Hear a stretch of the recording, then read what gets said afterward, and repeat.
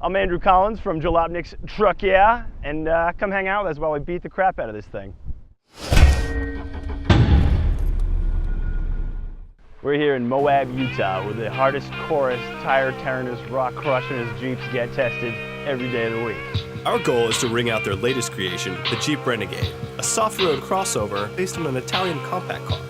We'll hit the same trails as its big brother, the Jeep Wrangler, to find out if this Jeep can really Jeep.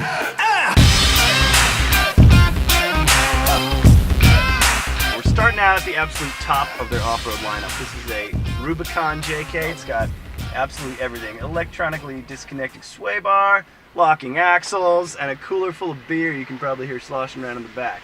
This thing is making short work of the Cocopelli Trail on some very excellent VF Goodrich tires.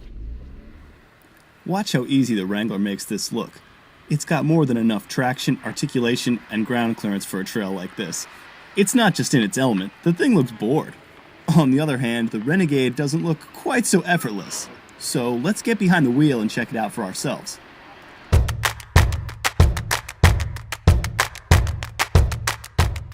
Can the Renegade hold its own off-road? The short answer is yeah, it absolutely can. As someone who's driven on the Dakar Rally Course, Australasian Safari, and all over the American Southwest, I can tell you it may look like a dirt cow path on camera, but this is legit off-roading. As long as you pick a good line, we're climbing right through.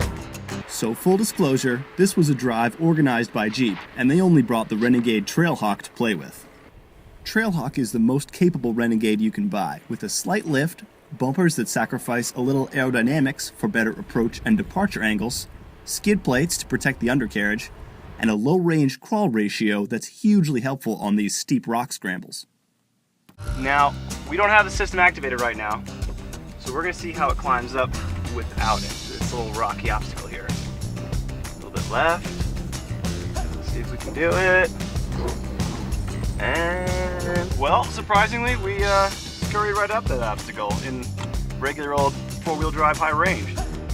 So you can't buy the Trailhawk in a stick because Jeep knows no one's going to buy it. And that's kind of unfortunate because the transmission is sort of the only fun police we're really having to contend with off-road here. The Renegade's been making steady progress out here on the trail, but it's really working hard to earn that trail-rated badge. I gotta say, I would not have attempted some of these obstacles with this Jeep if I were driving alone. But here we are, charging ahead, and nothing's come loose yet. To learn a little more about the inspiration behind the Renegade, we caught up with Jeep designer Mark Allen at the top of Moab's Dome Plateau. You know, it's very connected to the Wrangler side of the family, but I call it the fun size Wrangler. We wanted to impart a piece of Wrangler into everything that we do. Perfect example is probably the My Sky roof panels. We would never have done that if we didn't have Wrangler. We wouldn't even have that thought that people want to be inside, outside, open that vehicle all the way up. I love even just the colors that we're sprinkling through there. Very Wrangler inspired color palette to it. As you see, we have some pretty crazy things here. Honestly, I don't know that there's a lot of interest in Renegade with the crowd that's in town here this week. They love Wranglers, and I respect that. But they have families, they have kids going to college. Renegades are just now hitting dealers, and more than anybody, I think, in the world, I'm curious to see who picks them up.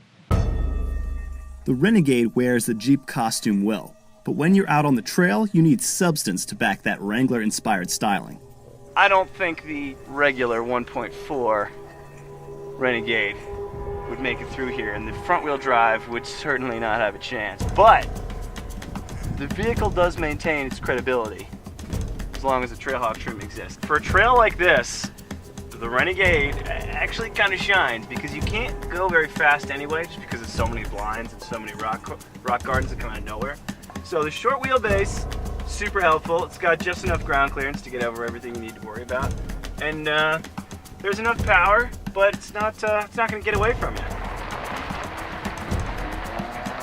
So we've been getting our kidneys rocked on the trail all day, and now we're finally heading home on road, which is kind of where the Renegade comes into its own. Now let's be real, it's completely where the Renegade comes into its own. And on the way back from a day hanging out in the woods in the sun, this is a good thing, man. If we were in a Wrangler right now, we'd be getting kicked around by the wind, we'd be bumping along, we'd probably be on choppier tires.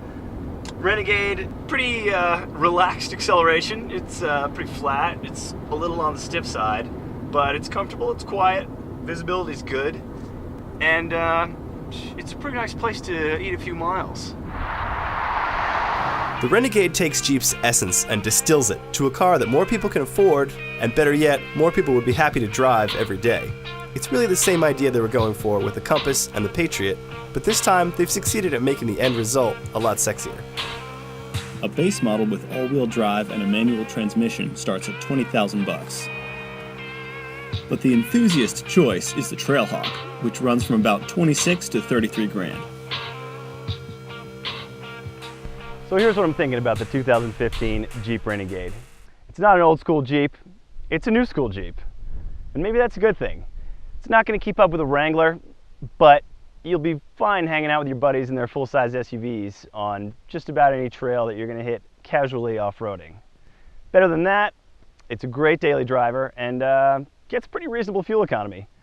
So I'm not afraid to say this Italian-based lifted hatchback does America proud.